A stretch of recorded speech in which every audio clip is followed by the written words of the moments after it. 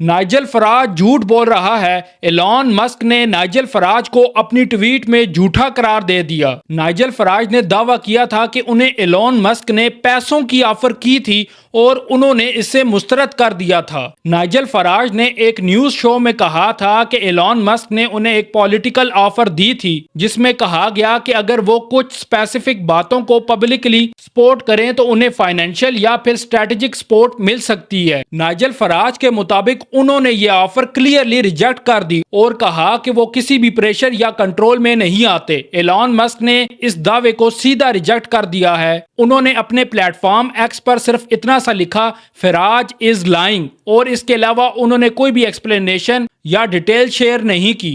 इस short statement ने इस कंट्रोवर्सी को और ज्यादा इंटेंसिफाई कर दिया है। पहले से ही नाइजल फराज फाइनेंशियल एलिगेशन की वजह से मीडिया स्क्रूटनी में है, जहां उन पर एक बिलियनर से मिलने वाले 5 मिलियन पाउंड्स की सपोर्ट और प्रॉपर्टी परचेज को लेकर सवालात उठ रहे हैं। अब ये नया क्लैश इस केस को और ज्यादा हाई प्रोफाइल बना सकता है, जहां दोनों तरफ से स्ट्रॉन्ग क्लेम है लेकिन पब्लिकली कोई भी एविडेंस सामने नहीं आया। एलॉन मस्क के ट्वीट के बाद यह खबर द मिरर समेत बहुत से न्यूज़पेपर ने ब्रेक की है। आपका इस बारे में क्या ख्याल है? कमेंट सेक्शन में लाजमी बताइएगा। शुक्रिया।